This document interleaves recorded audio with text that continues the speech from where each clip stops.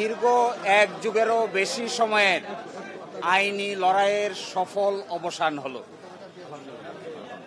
বাংলাদেশ জামায়াতে ইসলামী আজকে বাংলাদেশের সর্বোচ্চ আদালতের রায়ের মাধ্যমে তার নিবন্ধন ফিরে পেল।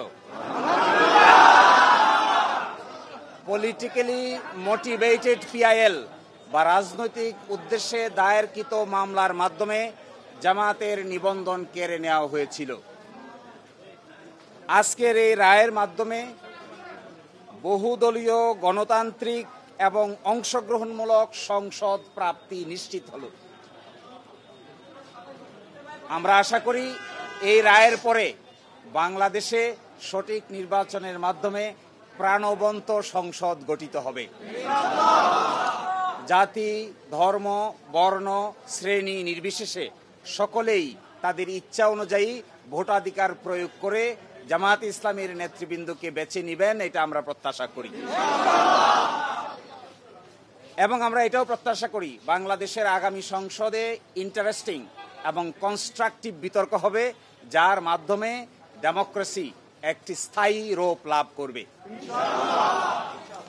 আজকে মাননীয় আপিল বিভাগ হাইকোর্টের যে রায় ছিলেন এই রায়কে বাতিল ঘোষণা করেছেন এবং ইলেকশন কমিশনকে নির্দেশনা দিয়েছেন বাংলাদেশ জামায়াতে ইসলামীর রেজিস্ট্রেশন এবং অন্য যে সকল ইস্যু ইলেকশন কমিশনের সামনে আছে বা আসবে সেগুলো যেন দ্রুতই নিষ্পত্তি করেন। এর এই মাধ্যমে আজকে বাংলাদেশ জামায়াতে ইসলামী তার নিবন্ধন ফিরে পেল এবং প্রতীকের ব্যাপারটিও ইলেকশন কমিশনের সামনে রেফার করা হলো আদার ইস্যু হিসেবে। এই জন্য আমরা মামলার শর্ট অর্ডার চেয়েছি। আমরা আশা করি আগামীকালকের মধ্যেই মামলার সংক্ষিপ্ত আদেশ আমরা হাতে পাব। এই সংক্ষিপ্ত আদেশ আমরা ইলেকশন কমিশনের কাছে অ্যাপ্রোচ করব।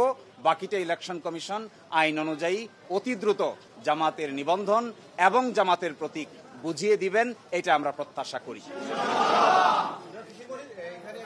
ডাইরেকশন দিয়েছেন আপিল বিভাগ, সেই ডাইরেকশনে বলেছেন জামাতের রেজিস্ট্রেশন এবং অন্য কোনো ইস্যু যদি ইলেকশন কমিশনের সামনে থাকে তাহলে যেন ইলেকশন কমিশন এটা ডিসপোজ করে। এই অন্য ইস্যু বলতে আমরা বোঝাচ্ছি এটি হলো প্রতীক সংক্রান্ত ইস্যু। আমরা আশা করি ইলেকশন কমিশন নিবন্ধনের ইস্যু নিষ্পত্তি করবেন, একই সাথে অন্য ইস্যু হিসেবে দাঁড়িপাল্লা প্রতীকের ব্যাপারটিও নিষ্পত্তি করবেন।